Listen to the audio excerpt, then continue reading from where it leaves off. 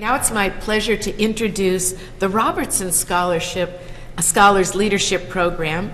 And that program, as many of you know, really was the brainchild of Julian Robertson, UNC class of 1955. He's the founder, an amazing, successful business person, and a wonderful philanthropist. And to talk about that program, we've invited Alan Chan, who's the executive director, and he first joined the program in 2010.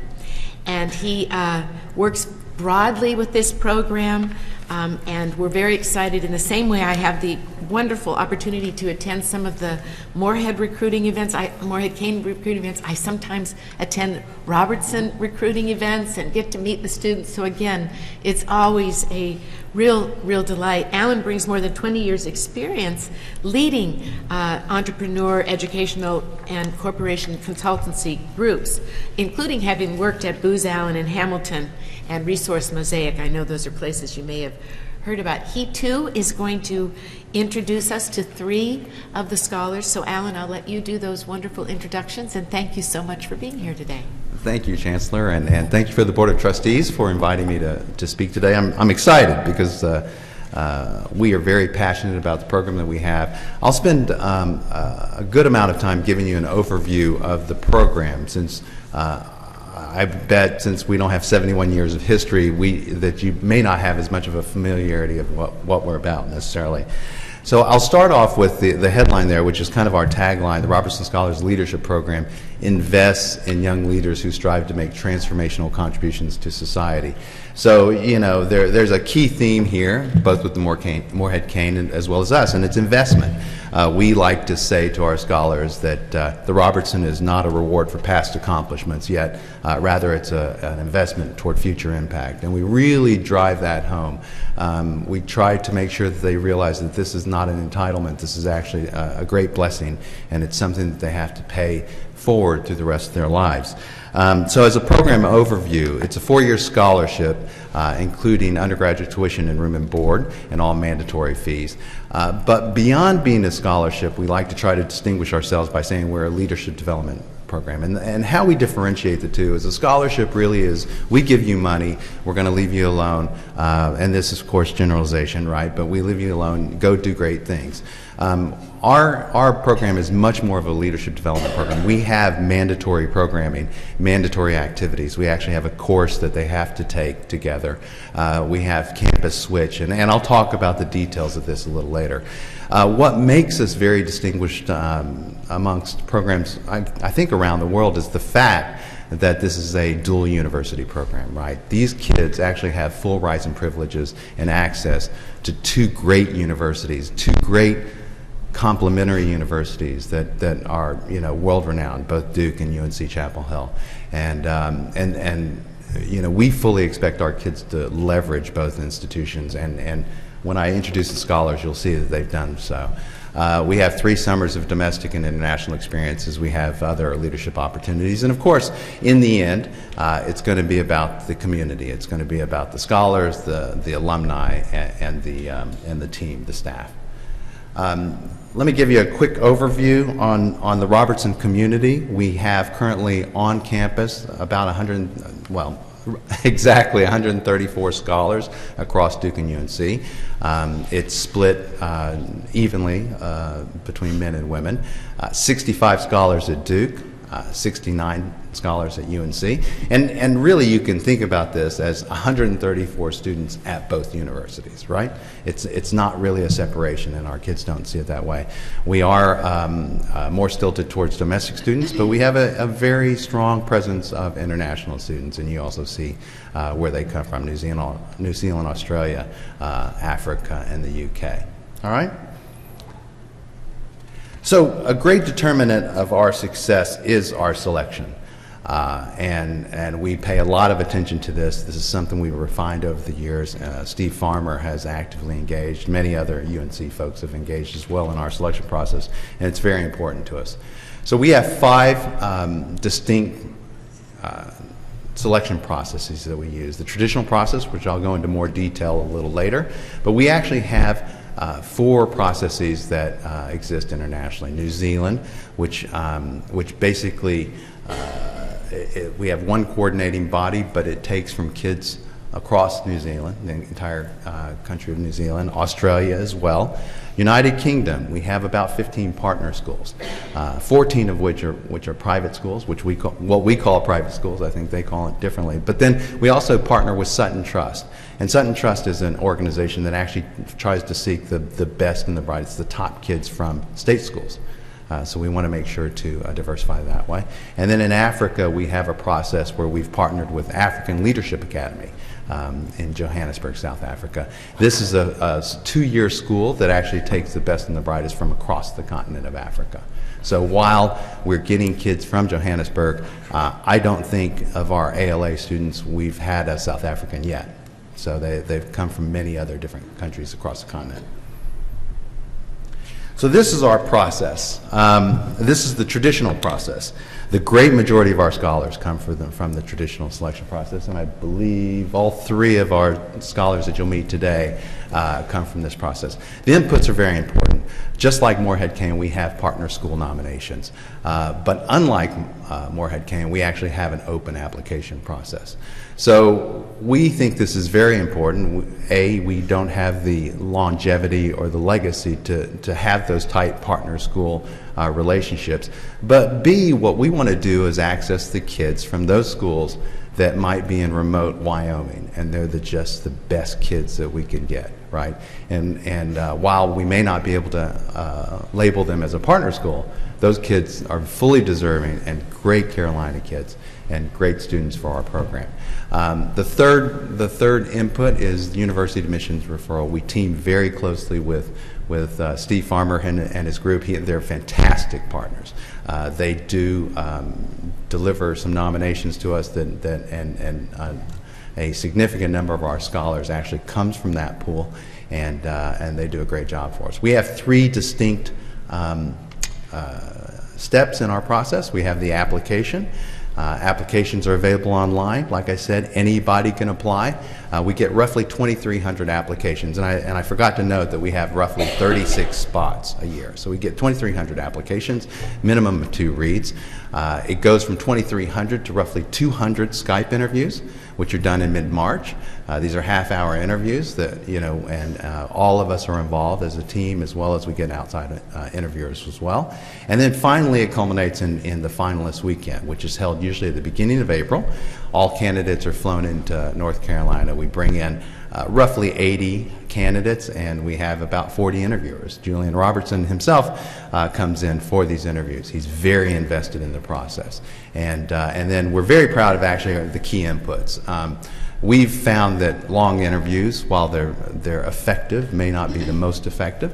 And so we've really tried to refine and change our input mechanism so that it's very unique and also gives us a real flavor of what these kids are about. I will say, and I think this leads to the question that Jeff had earlier, one of the keys for us is, in the end, we're going to have some disappointing kids. But yet these kids are very, very important to the universities. So during finalist weekend, we do all we can to sell the universities, right? We need to sell our program, but we also sell the universities. And so a big goal of ours is that for every student that doesn't get an offer, they're still going to matriculate to the universities. And I will say that if we've looked at matriculation rates of the kids that don't get the offer, and it's actually, and there's not a great comparison group because this is a very top slice of the kids, but I know at Duke for sure our matriculation rates are much higher, and for UNC they're probably on par if not higher. So they can't help but love the university. They come to the finalist weekend, they have a shared experience with these kids, even if they don't get it. They're all on Facebook with these kids. They've formed a real community and they feel a real affinity to the universities, which we think is a great thing.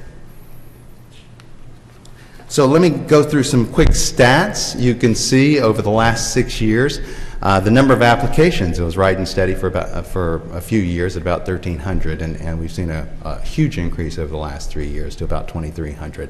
The yields have been going up. Duke, we had a very competitive year this last year, but UNC, you see what the yields have done over the last 6 years, from roughly 50%, and we're really hitting about 83% every year. And these are top quality kids, and these are typically kids out of state, some international, and kids that, when Mr. Robertson started this program, he wanted to bring the best and the brightest students to UNC and Duke. And so our emphasis is really on trying to draw these kids. And then at the bottom, you'll see the 2016 selection process. This is kind of evidence, while it's not a clear indication of great kids. But the kids that we lost 3 kids in this last process, and the 3 kids went to Yale, Stanford, and Vanderbilt. So Northwestern is actually a typo. But we lost 3 kids during our process this last year. It's Yale, Stanford, and Vanderbilt. But then if you look at the kids that accepted the Robertson, we're very proud to say we got 2 that turned down Stanford. They've turned down Brown, Duke, Penn, Michigan, Vanderbilt, Northwestern. So you see that group. So if you use that as a proxy, where else they're getting into, we are getting the best and the brightest, and we are getting them to come to UNC and Duke with the Robertson program. And we're really proud. We're competitive, right? And we want to win. We will lose our fair share, but we will win our fair share as well. So let me go into the programming real quick. Each year, this is a very purposeful program. So the headline says that we want to put them out of their comfort zone. We actually have a mantra in the program that leadership comes from instability, not stability. And so our programming is really designed to keep the kids a little off balance. So freshman year, the focus is really on the kids getting to know themselves as well as bonding as a cohort. The second year is getting outside your comfort zone. The third year is really about starting to define your narrative, right? Because there's life beyond college, and we want them to understand that. College can be a great time. A lot of these kids end up thinking that college is the ends, not the means. But it in fact is the means. And we make sure to emphasize that this is not the apex of your life, and that you need to do great things later, and setting themselves up as juniors is important. And as seniors, the emphasis is really on making the transition. So just to highlight a few things, this unbalanced nature, Knowles Retreat, all of the kids come together as a cohort about a week before school starts, and they go on a Knowles Retreat together. The first year colloquium is actually a class that they take, and it's led by UNC philosophy faculty, and it's a practical ethics class. We believe that these kids come to us not fully formed yet, and what they need to do is build up their ethical framework. So what we do is, through philosophy, give them the building blocks so they can construct there. We're not going to tell them what to think, we're going to, or how to think, or what to think, but we're going to teach them how to think and how to build their own framework. The sophomore year, I'll highlight Campus Switch. So they've had 3 great semesters at their home university. They're feeling comfortable. They have their friend group. And we say, okay, go live at the other university during basketball season, no less. And so this can be, well, while it seems like not much of a hardship, they go into it thinking it's the worst hardship in the world. And some of these kids can probably, some of these scholars can probably comment on, in hindsight, it was a transformational experience for them, and it's important. I'll go over the summers a little later, and then we have senior capstone. So the summer experiences, these are paid summer experiences. The first summer is a community summer. Again, it's about knowing oneself and bonding as a cohort. We have 3 locations: Whitesburg, Kentucky, Cleveland, Mississippi, and New Orleans. This is a chance for them. They all go live together in one house in each one of these communities. They all work for nonprofits or service organizations. And so it's a great experience, and it's a great experience for them to realize to be kind of the others, right? Because they're foreigners in these communities, they don't know anybody, and so the bonding really occurs. The second thing is they have to negotiate life together. So you think about these kids, they come from households, and they're kind of the leaders in their households. Now they're with 8 other people that are exactly like them, type A's, really hard driving, and this is a great opportunity to develop some life skills. The second summer, exploration summer, is again with the theme of going outside your comfort zone, challenging oneself with an intellectual pursuit as well. And then launch summer, again, is about defining your narrative and doing something that's consistent with the story of what you want to do beyond Carolina and Duke. The last thing I'll talk about is the alumni engagement. We know that this is key for the Robertson program to thrive. And so as a consequence, we have over 300 alums worldwide. We have a database which they can engage in that's built off of Salesforce. And we have current efforts to try to partner with Duke and UNC alumni associations. We do have an alumni council, and we've just started a class representative system. We have alumni gatherings. We do measure our success with alum in active touch points. That's how we measure things, is how many active touch points have we had throughout the year. And so we're trying to increase that greatly. This last year we had a reunion, our first reunion, and of the 350 alums, actually it was before this last class, so about 310, we had 110 alumni attend. So they flew back, reconnected with the universities, and reconnected with the program. So we were real proud of that, and Mr. Robertson was there as well. So it was a great event. And then lastly, we have program participation. We provide opportunities where they can re-engage with us during the capstone program, during selection, and also as mentors, right? Because what these kids don't need are mentors that are 1-2 generations above them. They need mentors that are closer, that understand the next step, because things change and relationships change, and we emphasize that. So with that, I'm going to introduce 3 of our scholars. This is quite a humble group, the Robertsons are. And so I'm telling them again to go out of their comfort zone and try to put on your braggadocious hat a little bit. And so I'm going to introduce you. Many of you know one of our scholars, and I think you work with Brent Comstock. Good deal. And Brent's a scholar at UNC for us. But we have Shefali Jalota, who's a senior here at UNC, and I'll let her tell about her major and whatnot. Sumeet Pedwarden, who's a senior as well. And then I've brought a Duke student over, Michelle Maffa, and she'll talk about what the Robertson has meant to her. And she's a junior at Duke. So, Shefali, all right? Good morning. I want to first say thank you very much for giving me the opportunity to speak to you. This program has been very formational for me and just a joy to be part of. So to introduce myself, my name is Shefali Jalota. As Alan mentioned, I'm a senior here at UNC. I'm a music major studying vocal performance. I'm an opera singer. I'm also studying Italian. And I'm also the chair of the undergraduate honor court here at UNC. So I think that gives you a sense of kind of the breadth of what I'm involved in and everything that I'm passionate about. In my remarks today, I just want to mention 3 opportunities that I've been given as part of the Robertson program that have been really important to me. First, we've heard today about some very incredible summer experiences from a number of different people. I also have had wonderful opportunities to travel and to pursue my passion in the summers. And I briefly want to talk about my most recent summer. We call this in the Robertson program the launch summer. And I actually had the opportunity to travel first to Italy and subsequently to Canada to perform in 2 different operas. I had lead roles in both productions. I was able to hone my skills as an artist while making very important and worthwhile connections in my field. And also I was able to step outside my comfort zone and travel and really get a sense of the world that is opera.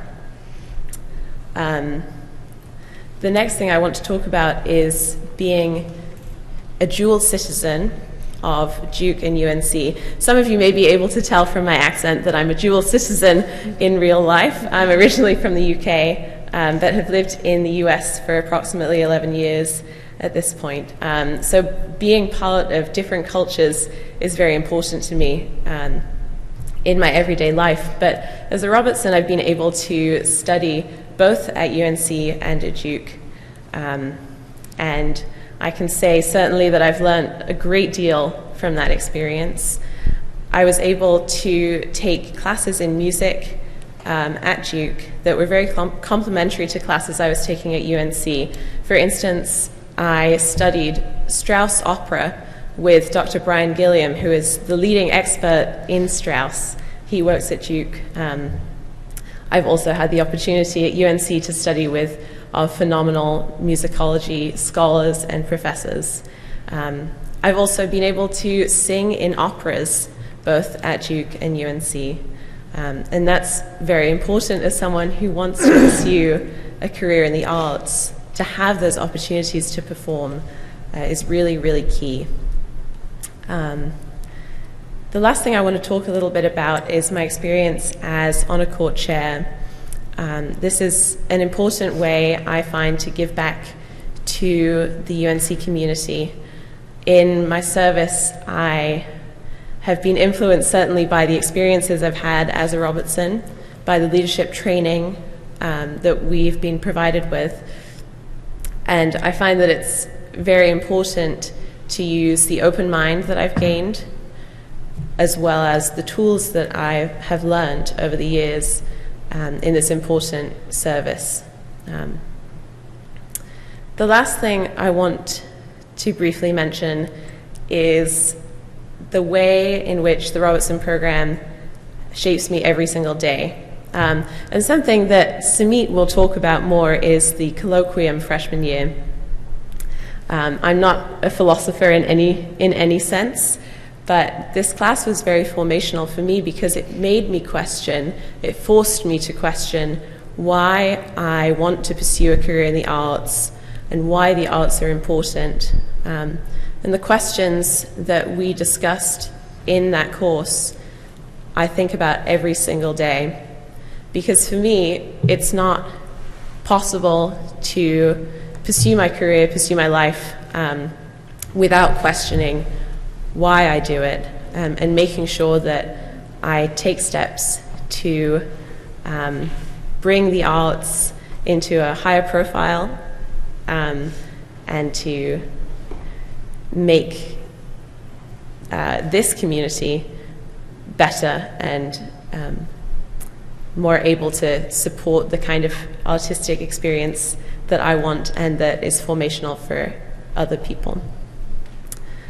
So those are all the remarks I had, but I really want to emphasize again the importance of this program, the Robertson program, in allowing me to pursue many different opportunities throughout my college experience and also to gain a lot in terms of open-mindedness, the ability to communicate, and the ability to listen. So thank you very much.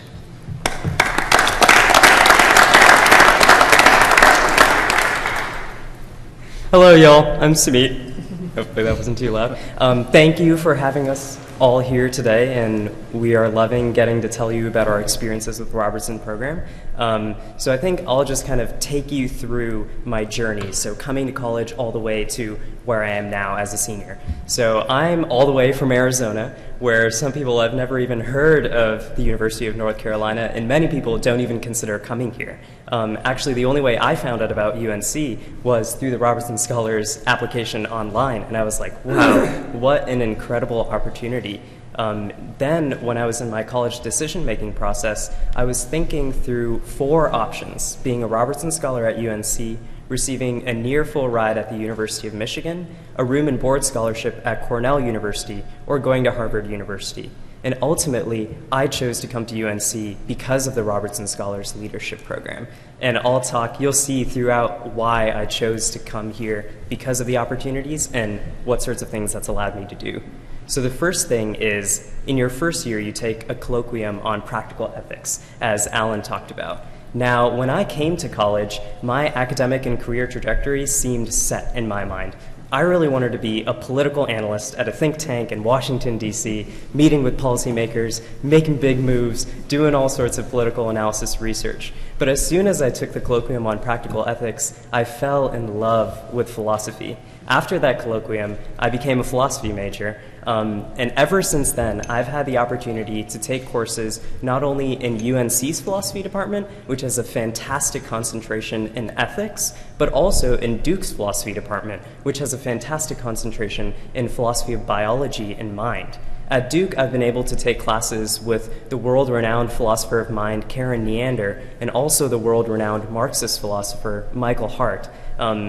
Moreover, outside of sort of classes and structured opportunities, I've also been able to attend talks and conferences in philosophy at both UNC and at Duke. And that sort of constant philosophical engagement, both formal and informal, is something that is invaluable to a young scholar's education in order to prepare you for your future trajectory.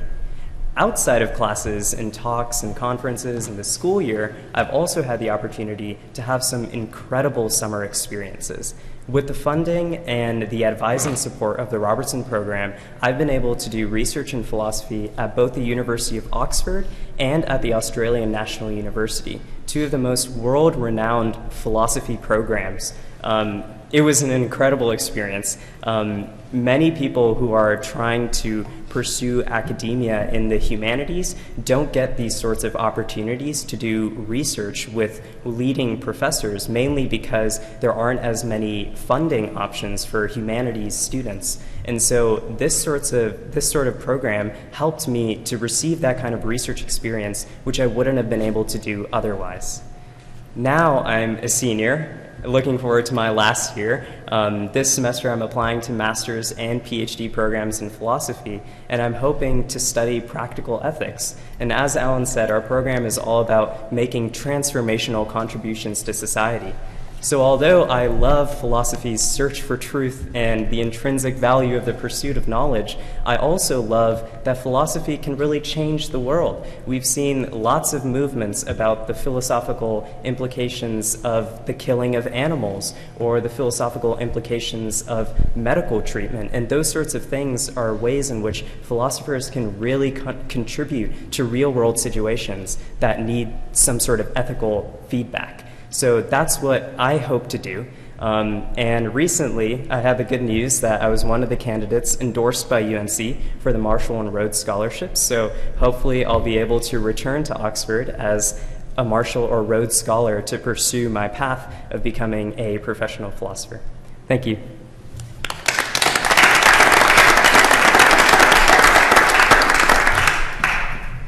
Thank you, Shefali and Sumeet, and thank you all for allowing me to speak with you today, even as a Blue Devil.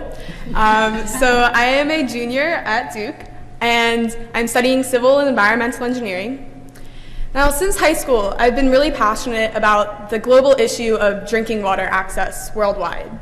And what the Robertson program was able to offer me that I believe no other university could was the opportunity to get a really technical background at Duke in engineering to understand the technical aspects of drinking water solutions, while also giving me the opportunity here at UNC to see the global health side of things. And this became really evident during my campus switch, which was just last semester in my sophomore spring. So as difficult as it was to put on a Carolina blue t-shirt, I did, even wore it to the Dean Dome a few times. And I truly embraced life here at Carolina's campus. I was able to take 2 classes here, as well as an independent study, all in the Gilling School of Public Health. And these 2 classes were taught by the director of the Water Institute, Dr. Jamie Bartram, as well as Dr. Mark Sobsey, who's a leading publisher in the field of water and sanitation worldwide. And these classes were able to really be fantastic complements to my technical education at Duke, where I was able to see the social sciences aspect of this water issue. The fact that there are humans involved, not only these technical engineering solutions, and that we really need to look at the policy aspect of water issues. And that was really, really vital to my continuing education.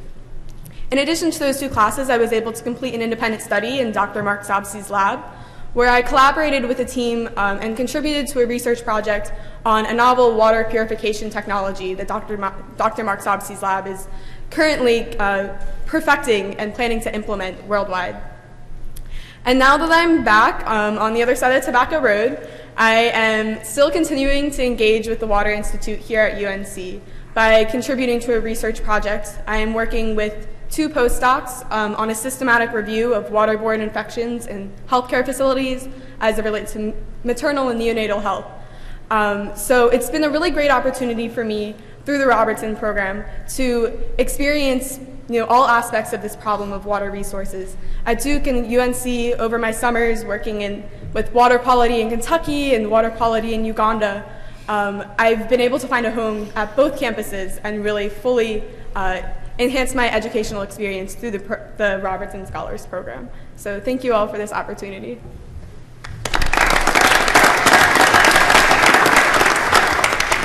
Okay, so I guess, are there any questions for us? Alan, I've got a Yes. quick one for you. Yes. How many of your scholars come from North Carolina? Very few. So I would say it's 10%, 10% of our scholars. And it's not purposeful necessarily. No, I mean, it's no, just, no respect. right. What is the explanation? Well, I mean, we get a full palette of candidates from across the world and across the U.S. So we are looking, we purposefully in our selection process, in some parts of the process, we actually don't even put a hometown or anything. Because what we want to do is make sure there are no inherent biases that come out of the selection process. So we try to pick these kids based on the highest absolute potential for leadership. That is our bar. It's not how many times we can increase their leadership. It's really the highest absolute potential for leadership. And what we are meaning to do is give them a program that allows them to unleash and unlock that potential into kinetic, right? Into real leadership abilities. And so if it plays out that it's all North Carolina, then it plays out. If it doesn't, then it doesn't. So, and that's just kind of a very transparent, honest answer. So, sorry. Any other questions? Any other questions? I have. Yes. Could you tell us about Mr. Robertson? I'm not that familiar with that. Who is he? Where's? So, Chancellor, or do you? Julie, why don't you? Do you want to do it? Sure. He is Julian from Robertson. North It is Julian Robertson, yes. Sorry. Okay, yes. Okay. Sorry. Well, I wouldn't do it justice. That's why I hesitate, quite honestly. Completely understand. And he is my boss, after all. So. I do know Julian. I do have one question for all Yes. 3 of the students. So it is not that far away, but it can feel pretty far away to be on one of the 2 campuses. So just tell us quickly, what are the things that you've learned when you want to go back and forth? I've talked to different students over the years, and are there things that we could do to make it even easier for you to feel that you can be a part of both communities seamlessly?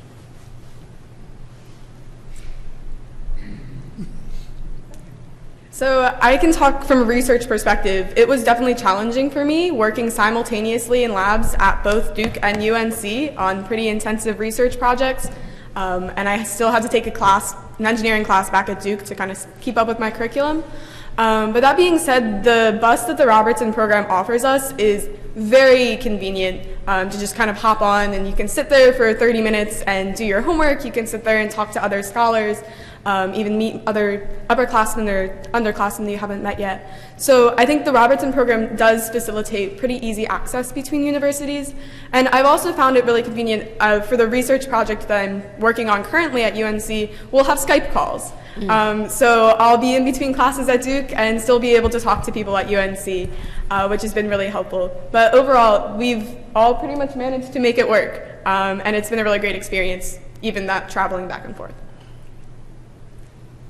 Yeah, as Michelle said, I think it's actually pretty easy to be able to engage with both universities just because of the Robertson bus. The only thing that I could think of after thinking for a long time is sometimes the class schedules of UNC and Duke are differently timed. So because of that, by the time that you would take the bus over there, it wouldn't be lined up with Duke's class schedule in order for you to come back and take a class at UNC in the afternoon. So sometimes the class schedules are misaligned in a way that makes it difficult to take classes, but I'm not sure who really has power to change those sorts of things, but that's the only thing I can think of. Thank you. We need to talk to Duke about changing their. Yeah, Yeah, the only thing I'd like to add is just how close the two schools really are, and that's something that you definitely realize when you're on switch semester and you're traveling between them. It really doesn't take much time, and that's a great thing. I've got a similar sort of add-on question. What was the best part about, the best, most fun, just fill in the blank, about switching schools?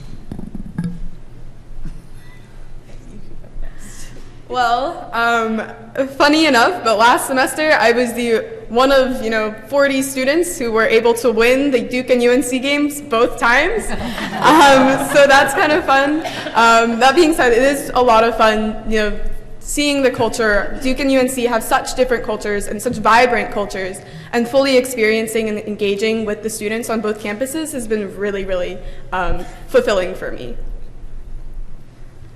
Yes, I would add the opportunity to study with incredible professors and meet some excellent students at both universities is the highlight. Building that community between both universities is an absolutely incredible experience, and I have a great number of friends who I have learned so much from, and that's because of Switch. So. Yeah, I think one of the best parts for me was that I also write and perform poetry. And so one of the coolest things about going to Duke is the opportunity to engage in Duke's spoken word poetry community. So while I was there, I joined their spoken word poetry club, and I attended open mics and slams and all those sorts of things. And that's a kind of cool thing because each school and artistic community has its own vibe and its own topics and its own people that you always see around. And so getting to do that at another university was a cool way to expand my artistic imagination. We thank you all for joining us this morning, Alan. We appreciate you bringing 3 remarkable students before us. So thank you. Thank you.